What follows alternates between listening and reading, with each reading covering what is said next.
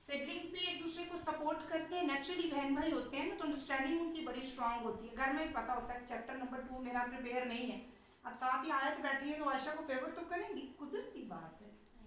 Apart from it कि वो बच्चे अल्हम्दुलिल्लाह हमारे कैंपस में कोई बच्चा चीटिंग नहीं करता, हम ये वर्ड भी यूज नहीं करते। बात मैं कह रही हूँ, जैसे मूसा यहाँ बैठे हुए थे और अजमीर हिफ्स में थे तो हमने मूसा को बाहर से उठा लिया था, हालांकि दोनों बच्चे लायक हैं, आयत और आयशा भी लायक हैं। नेचुरल भी कुछ चीज़ें इफेक्ट कर रही होती है ना, बहन भाई को मुसीबत में देखेंगे, हो सकता है इशारे से ही बता दें ये नहीं है, तो उनका तो क्वेश्चन गया ना।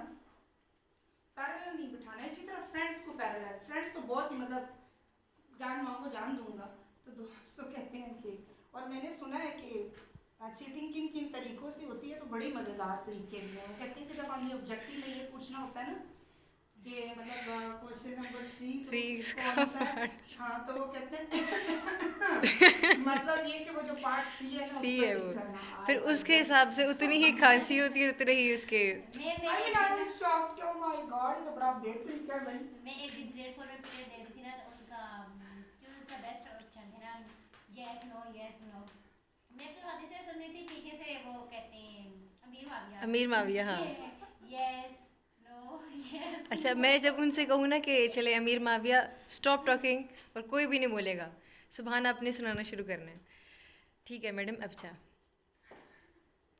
अमीर वो बोला था इसके साथ आज दिस इज ट्रू फ्रेंडशिप, आप समझ नहीं। तो वो फिर पीछे से इसका आंसर आ जाएगा, फिर मैं कहती हूँ बच्चे तो अभी आपने ऐसी रखनी है। अच्छा, इसमें सेटिंग बच्चों की बहुत ही ज़्यादा इंपॉर्टेंट है, और टीचर्स की सेटिंग नहीं होती बट उनका डिसिप्लिन होता है। आई मीन पेपर्स में टीचर्स बैठते नहीं हैं, they are keep on their rounds, around पे रहना है आपने।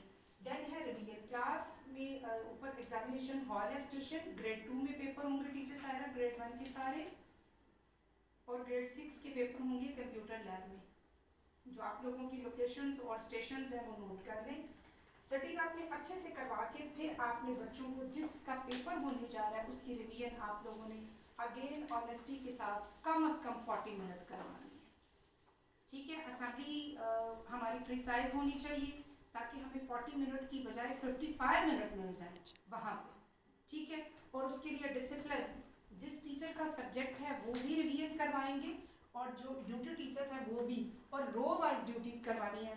मैं मुबशरा आपने हर रो में एक टीचर खड़ा हो, चाहे वो सब्जेक्ट को पढ़ा रहे हैं नहीं पढ़ा रहे, फिर भी बेटा keep finger on your word her page. और कहाँ से रिवीजन स्टार्ट करते हैं? हमेशा लास्ट पेज से।